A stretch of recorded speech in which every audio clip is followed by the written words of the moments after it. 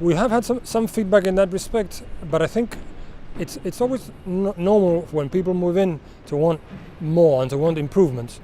And I think what happens as well is that, and this is very human, is that you always compare with others, but you compare with the best.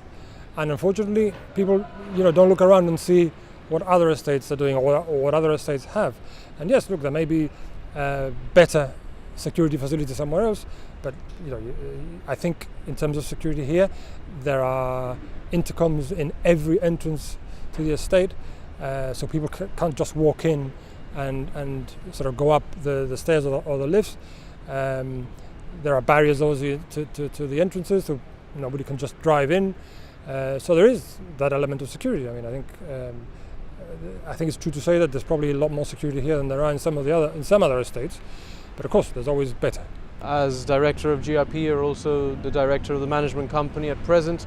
How is that set up?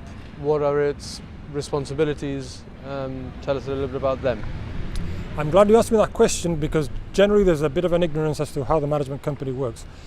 So when at a very early stage we set up the management company, and the head lease is assigned to the management company. Now the management company essentially is made up of the owners, who are the members of that management company.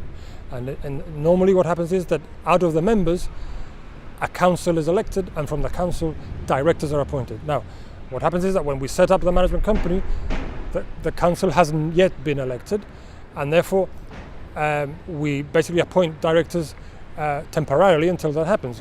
So as a director of GRP, I'm also a director of the management company, but only temporarily until we have an AGM, which should happen fairly soon. They appoint the council and they appoint their directors, and then they take over from us, from the directors, the temporary directors. And how does that timeline compare to what has been done at other estates in the past?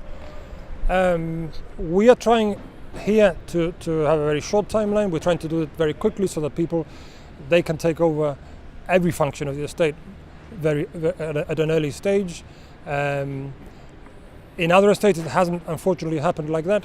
There's been lots of problems. I think people have this notion or idea that if they take over completely as directors, that they haven't got a hold on the government for any problems that may arise, and that's really a myth, because the government, and it's been proved, the government is always there to come back and address issues. The government never shies away from problems that may arise, latent defects that may arise. So it's a bit of a struggle, but in these estates we've changed things. We've learned from the issues and the mistakes of the past, and we really have made a big effort to change things, to make sure that we get things right from the very beginning, and make sure that we hand the sort of the ownership and the management of the common parts of the estate to the purchasers. And these are the people who are sitting on that management company with you, are volunteers who live here? Well, at the moment there exists just a caretaker committee, and they're doing a very good job. We have a good relationship with them.